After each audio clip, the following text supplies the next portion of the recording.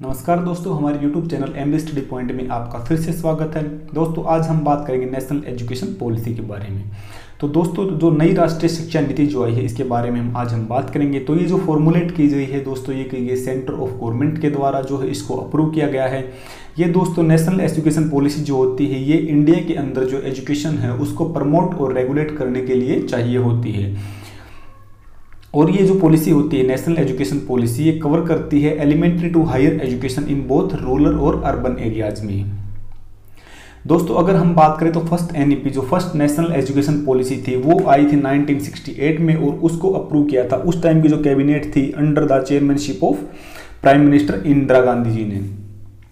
और उसके बाद 1986 में जो सेकंड न्यू एजुकेशन पॉलिसी आई थी उस टाइम पे जो राजीव गांधी की गवर्नमेंट थी, उन राजीव गांधी जो उस टाइम पे प्राइम मिनिस्टर थे, उनकी जो कैबिनेट ने उसको अप्रूव किया था। और उसके बाद 1986 वाली जो न्यू एजुकेशन पॉलिसी थी उसी को 1992 में ही मॉडिफाइड किया गया था।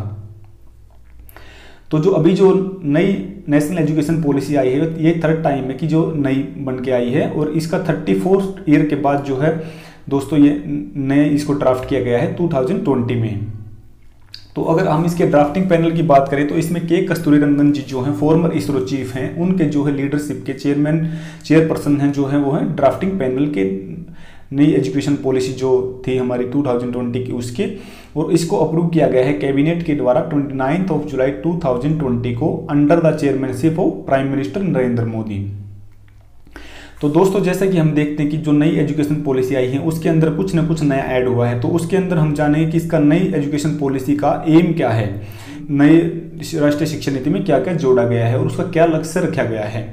और इसके अलावा इसके अंदर हम देखेंगे change in school education curriculum की स्कूल एजुकेशन सिस्टम जो है जो अभी हमारा प्रीवियस सिस्टम था 10+2 जो एकेडमिक सिस्टम था उसको जो है कि उसके अंदर क्या चेंजेस आए हैं।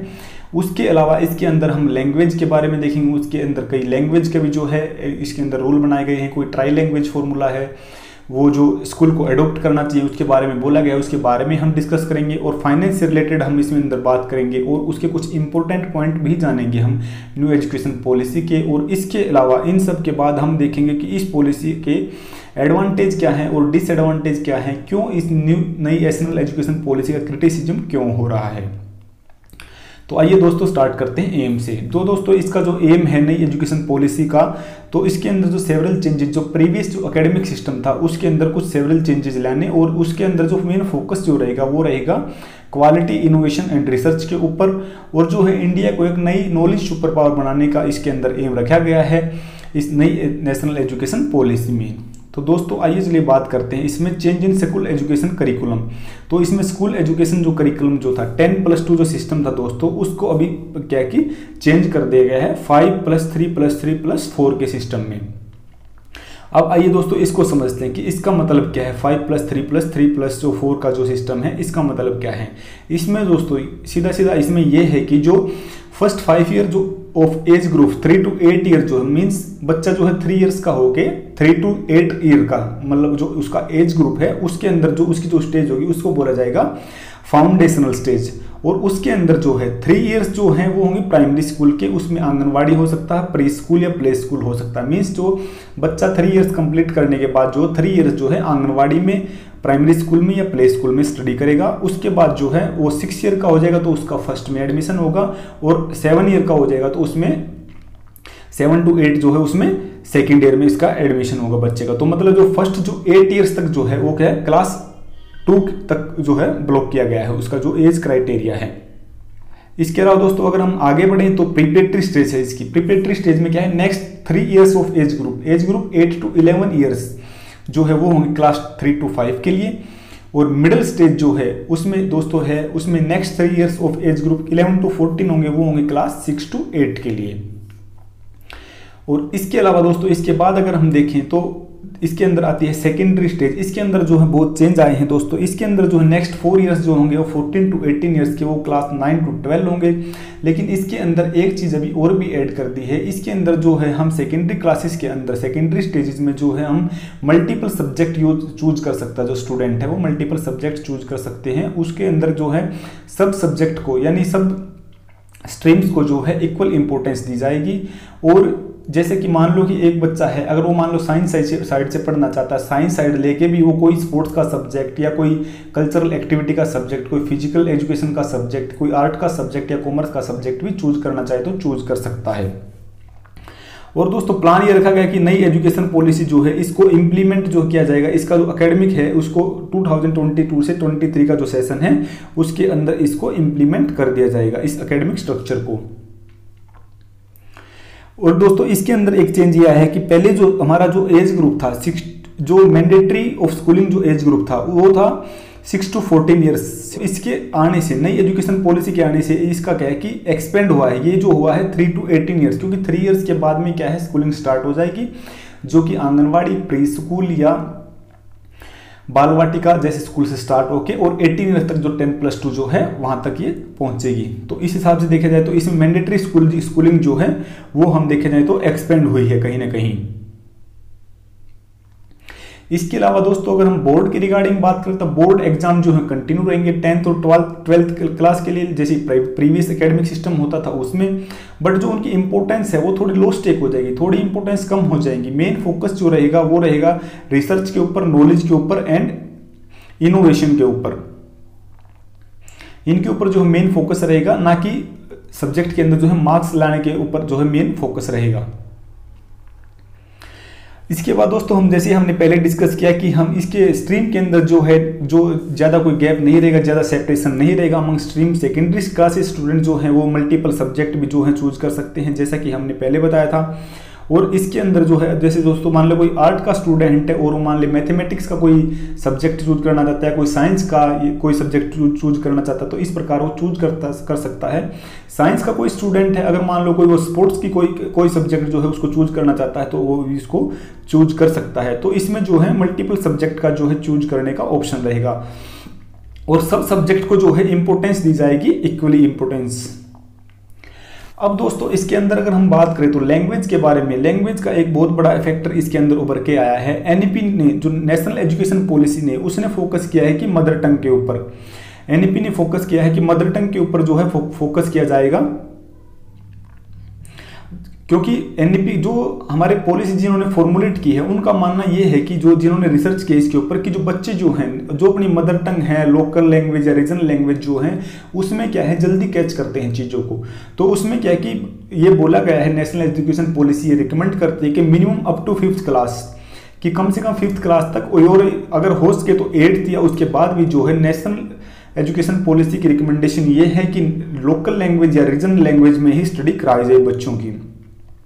और इसके अंदर दोस्तों बोला गया है नेशनल एजुकेशन पॉलिसी की फॉर्मूला जो है वो कंटिन्यू रहना चाहिए, but no language will be imposed on anyone, कि एक कोई हार्ड एंड फास्ट रूल नहीं है, बट ये क्या है रिकमेंडेशन है कि ये नेशनल एजुकेशन पॉलिसी की 3 लैंग्वेज फॉर्मूला जो है उसमें 3 लैंग्वेजेस में क्या है कि एटलीस्ट 2 जो लैंग्वेजेस हैं एटलीस्ट वो होनी चाहिए इंडियन लैंग्वेज। एनईपी क्या है कि इसको रिकमेंड करती है, इसको कंपलसरी नहीं बनाती। उन्होंने फिर लास्ट में ये अपना नोट लिखा है, क्योंकि एजुकेशन जो है दोस्तों ये है कंकरेंट लिस्ट है, और कंकरेंट लिस्ट में दोनों स्टेट और सेंटर दोनों मिलके जो है उसके अंदर जो है अपने हिसाब से अपने रूल बना सकते हैं। तो इसमें जो है ये जो ये पॉलिसी जो है ये सेंट्रल गवर्नमेंट ने जो है अप्रूव की है 29 जुलाई को, इसलिए इसमें क्या है कि उसमें एनईपी ओनली रिकमेंड किया है, एनईपी ने उसको कंपलसरी। एडमिशन इन कॉलेज, दोस्तों एडमिशन कैसे होगा कॉलेज के अंदर, अब हम इसके बारे में जानेंगे। तो एनटीए नेशनल टेस्टिंग एजेंसी जो है दोस्तों, जो हमारे नीट वगैरह के जो एग्जाम कंडक्ट करवाती है, वो एजेंसी जो है दोस्तों हमारे जो है एडमिशन कॉलेज या यूनिवर्सिटी के अंदर जो एडमिशन होंगे उसके लिए टेस्ट कंडक्ट करेगी। और ये टेस्ट जो होंगे दोस्तों ट्वाइस ए ईयर, साल में 2 बार ये टेस्ट कंडक्ट किए जाएंगे। और इसके बाद दोस्तों उनके बेसिस पे जो टेस्ट के अंदर जो रिजल्ट आएगा उसके बेसिस पे जो है ये एडमिशन दिए जाएंगे। बट इसके अंदर भी एक क्लोज लगा गया है कि ये डिपेंड करता है इंडिविजुअल यूनिवर्सिटी के ऊपर कि वो एनटीए के द्वारा टेस्ट कंडक्ट करवा के अपने स्टूडेंट्स का जो है एडमिशन करें या इसको इम्प्लीमेंट करें, इस रूल को इम्प्लीमेंट ना करें। तो ये भी। इसके बाद दोस्तों हम बात करते हैं higher education commission in India की, इसके अंदर बात की गई है HECI। ये जो है HECI ये सेटअप किया जाएगा as a single overarching body for entire higher education except medical science and legal education. ये HECI higher education commission of India दोस्तों ये जो है ये सिंगल ओवरआर्चिंग जो है सब यूनिवर्सिटी और कॉलेज के ऊपर जो है ये उनको क्या है कि ऑटोनॉमी देगा। उन सब जो कॉलेज और यूनिवर्सिटी जो है इससे एफिलिएशन लेंगे और ये क्या है कि उनके ऊपर एक बॉडी, जनरल बॉडी के रूप में उनके ऊपर काम करेगा, except medical science and legal education. और इसका जो प्लान है दोस्तों, इसका प्लान ये है कि बाय 2040 ऑल यूनिवर्सिटी, जितनी भी हमारे हिंदुस्तान के अंदर जितनी भी यूनिवर्सिटी हैं वो सारी मल्टी डिसिप्लिनरी हो जानी चाहिए। उसके अलावा दोस्तों इसमें जो है एटलीस्ट इसका जो प्लान है 1 यूनिवर्सिटी इन और near to every district of India it has been planned, कि मतलब कम से कम जो है भारत के अंदर जो है हर डिस्ट्रिक्ट के अंदर जो है एटलीस्ट जो है एक यूनिवर्सिटी हो in each and every district. तो इसका जो प्लान रहेगा दोस्तों ये है कि एटलीस्ट वन यूनिवर्सिटी इन और near to every district of India. इसका जो एजुकेशन, नेशनल एजुकेशन पॉलिसी के अंदर HECI की जो है HECI के लिए प्लान रखा गया है। इसके बाद देखिए दोस्तों, तो हम अंडर ग्रेजुएट जो कोर्स हैं, अंडर ग्रेजुएट कोर्स के लिए जो है मल्टीपल एंट्री और एग्जिट ऑप्शन रहेंगे। फॉर एग्जांपल अगर हम देखें तो अभी जो वो है, अभी प्रीवियस एकेडमिक जो सिस्टम था हमारा, उसके अंदर क्या था कि मान लो BA या BSc में एडमिशन लेते हैं तो उसका जो कोर्स होता है वो 3 इयर्स का जो अंडर ग्रेजुएशन कोर्स होता है। तो मान लो उसको अगर कोई बंदा फर्स्ट ईयर या सेकेंड ईयर के बाद कॉलेज ड्रॉप आउट हो जाता है तो उसका जो कोर्स है एक किस्म से इनवैलिड हो जाता है और उसको कोई सर्टिफिकेट या कोई वैल्यू वगैरह उस कोर्स को नहीं दी जाती, क्योंकि उस बंदे ने वो कोर्स कंप्लीट ही नहीं किया है। इसके लिए दोस्तों इसके अंदर नेशनल एजुकेशन पॉलिसी में कहा गया है कि जो क्रेडिट स्कोर जो है जो स्टूडेंट का जो है ईच एंड एवरी ईयर का काउंट होगा, अलग अलग काउंट होगा। फॉर एग्जांपल अगर कोई स्टूडेंट मान लो फर्स्ट ईयर के बाद जो है कॉलेज ड्रॉप आउट होता है, तो अगर मान लो फर्स्ट ईयर उसने क्लियर किया है तो उसके बेसिस पे उसको जो है एक सर्टिफिकेट मिलेगा। और मान लो अगर उसने सेकेंड ईयर कंप्लीट किया है, उसके सेकेंड ईयर को क्लियर करके मान लो अगर वो बंदा कॉलेज ड्रॉप आउट हुआ है तो उसको एडवांस डिप्लोमा मिलेगा। और थर्ड ईयर के बाद जो है उसको बैचलर डिग्री मिलेगी, जैसे अभी मिलती है कि 3 इयर्स कंप्लीट करने के बाद जो कंप्लीट डिग्री मिलती है। और अगर मान लो 4 ईयर जो है इंटीग्रेटेड रिसर्च जो है उसको प्रोवाइड की जाएगी। अगर मान लो 4 ईयर जो है अगर कंप्लीट जो है जो कोर्स है, मींस अभी जो पहले जो 3 इयर्स का जो होता था अभी जो है वो 4 इयर्स का होने लगेगा। इसके अलावा दोस्तों अगर हम बात करें तो पीएचडी के रिगार्डिंग जो है इसके अंदर नेशनल एजुकेशन पॉलिसी जो नई आई है इसमें जो है एमफिल को जो है स्क्रैप कर दिया गया है। फॉर एग्जांपल मान लो पहले हम क्या कि एमफिल जो थी एक मिडिल डिग्री थी बिटवीन जो है मास्टर डिग्री टू पीएचडी, ये क्या है एक मिडिल डिग्री थी। तो इसके अंदर जो है इसको भी स्क्रैप किया गया है, एमफिल को स्क्रैप किया गया है। और इसके अंदर जो है अभी मान लो जो मास्टर इन फिलोसफी करते थे मास्टर डिग्री करने के बाद, उसके बाद जो है पीएचडी करते थे, तो उसके लिए जो है अभी एमफिल का रिक्वायरमेंट नहीं है, उसको हटा दिया गया है।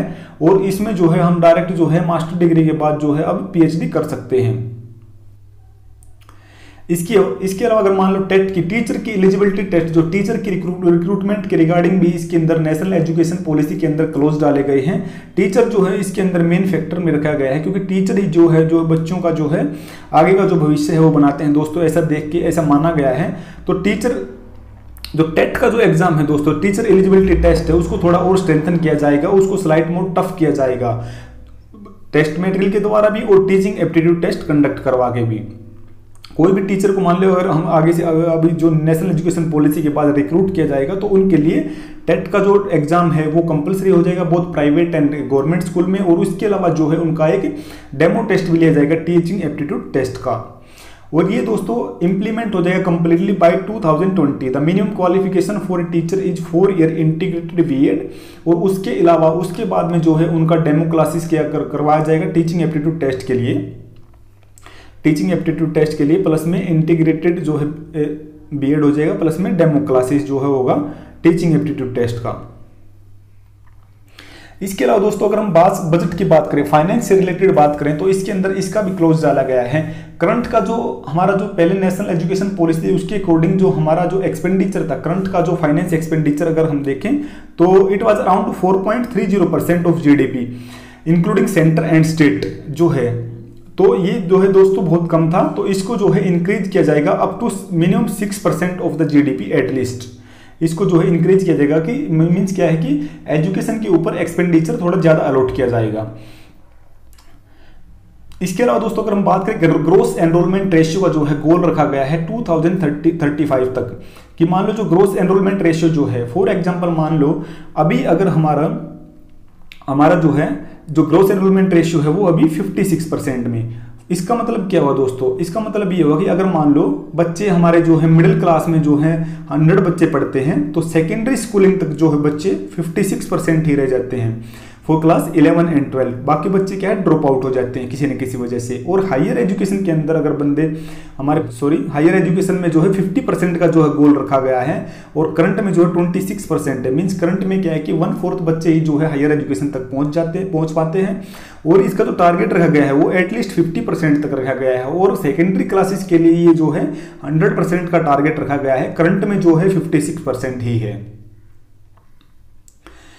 और गवर्नमेंट ने जो है ये दोस्तों प्लान किया है कि एंटायर पॉलिसी जो है उसको इंप्लीमेंट किया जाएगा कि 2040 तक। पूरी पॉलिसी को जो जिसके अंदर जितने भी क्लोज हैं उन सबको इंप्लीमेंट कर दिया जाएगा। अब दोस्तों बात करते हैं इसके बाद भी इतने सब मान लो इसके अंदर एडवांटेज हमने बताए, इतने मेरिट्स बताए, इतने सब क्लोज ऐड किए हैं गवर्नमेंट ने, उसके बावजूद भी इस पॉलिसी का जो है क्रिटिसिज्म हो रहा है। तो वो क्रिटिसिज्म क्यों हो रहा है उसको चलिए देखते हैं। पहला दोस्तों ये है कि जो आंगनवाड़ी जो वर्कर हैं, जो प्री स्कूलिंग जो फाउंडेशनल स्टेज जो बच्चे की होगी, वो बच्चे की इसमें लगता है कि थोड़ी वीक हो जाएगी, क्योंकि आंगनवाड़ी वर्कर जो है उसमें मैक्सिमम क्या है कि वो एजुकेशनल जो है एजुकेशनल जो है उनके पास जो है सारे फैक्टर्स से वो इक्विप्ड नहीं है। Some of them are very low educated also. तो इसके लिए भी गवर्नमेंट ने एक क्लोज लगाया है कि जो आंगनवाड़ी वर्कर जो हैं वो मान लो जो 10th क्लास या उससे बिलो जो हैं उनके लिए क्या है कि 1 ईयर का जो है एक डिप्लोमा करवाया जाएगा स्टडी से एजुकेशन से रिलेटेड। और जो 10th एंड अबो हैं, 12th या 12 एंड अबो हैं, उनके लिए जो है 6 मंथ का ये डिप्लोमा करवाया जाएगा, ताकि उनको जो है थोड़ा और जो है उनकी लिटरेसी बढ़ाई जा सके और उनको और इक्विप्ड किया जा सके एजुकेशन के रिगार्डिंग। दूसरा दोस्तों इसके अंदर अगर हम देखते हैं तो लैंग्वेज जो है वो नेगेटिव फैक्टर दिखता है इसका, क्योंकि ये जो है लैंग्वेज ये क्या है कि ऑप्शनल है। सो प्राइवेट स्कूल जो है इसको कभी भी इंप्लीमेंट नहीं करेंगे, क्योंकि प्राइवेट स्कूल का जो फोकस रहेगा वो दोस्तों जो है इंग्लिश पे ज़्यादा रहेगा। और इससे क्या है कि ज़्यादा जो है गवर्नमेंट स्कूल और प्राइवेट स्कूल के जो बीच में जो है सेपरेशन आ जाएगा, बहुत ज़्यादा जो है इसके ऊपर इम्पैक्ट पड़ेगा बच्चों के ऊपर। और admission in college through NTA also left with individual university decision, क्योंकि एनटी का जो है एनटी बना तो दिया है कि नेशनल टेस्टिंग एजेंसी से एडमिशन होगा, लेकिन इसका भी जो है दोस्तों कॉलेज की जो इंडिविजुअल यूनिवर्सिटी है उसके ऊपर डिपेंड करेगा कि वो इसको इंप्लीमेंट करते हैं या नहीं इंप्लीमेंट करते। इसका भी कोई कंपलसरी रूल नहीं बनाया है। इसके अलावा दोस्तों जो है invitation to the foreign college, ये जो फॉरेन कॉलेज जो है उनको भी जो है इसके अंदर जो है इन्विटेशन दिया गया है उनकी जो ब्रांच इंडिया के अंदर ओपन करने के लिए। उससे क्या है दोस्तों जो फॉरेन एजुकेशन रहेगी वो ज़्यादा एक्सपेंसिव रहेगी, और specially for poor, and it will become loan based जो है एजुकेशन जो है बन जाएगा ये। आगे हम बात करते हैं कि कुछ जो स्टेट हैं वो जो 3 लैंग्वेज फॉर्मूला दोस्तों उसको कभी फॉलो करेंगे नहीं, जो 3 लैंग्वेज फॉर्मूला जो एनईपी ने रिकमेंड किया है, क्योंकि वो जो है अपनी लोकल लैंग्वेज या जो रीजनल लैंग्वेज उनकी जो उसको ज़्यादा इंकरेज करने के लिए उसको सपोर्ट करेंगे respect comparison to this 3 language formula. For example अगर हम बात करें तो दोस्तों जैसे तमिलनाडु है, वेस्ट बंगाल है, कर्नाटका है, आंध्र प्रदेश है, तो ये सब जो स्टेट है दोस्तों ये सब स्टेट जो है इनके अंदर जो है लोकल लैंग्वेज जो है इसको ज़्यादा सपोर्ट किया जाता है। तो इसलिए जो है वो दोस्तों 3 लैंग्वेज फॉर्मूला जो है कि उसमें एटलीस्ट जो है 2 लैंग्वेज जो है वो इंडियन लैंग्वेज होनी चाहिए, तो उसको वो जो है कभी भी फॉलो नहीं करेंगे, क्योंकि वो अपनी लोकल लैंग्वेज को ज़्यादा सपोर्ट करते हैं इसलिए। और इस एजुकेशन पॉलिसी में दोस्तों एक चीज़ हम बताना भूल गए कि इस एजुकेशन पॉलिसी के बाद जो है MHRD जो MHRD था हमारा डेवलपमेंट जो मानव संसाधन विकास मंत्रालय था, उसका नाम बदलकर जो है दोस्तों अभी एजुकेशन मिनिस्ट्री हो गया है। एजुकेशन मिनिस्ट्री हो गया उसका नाम, नई एजुकेशन पॉलिसी के अकॉर्डिंग।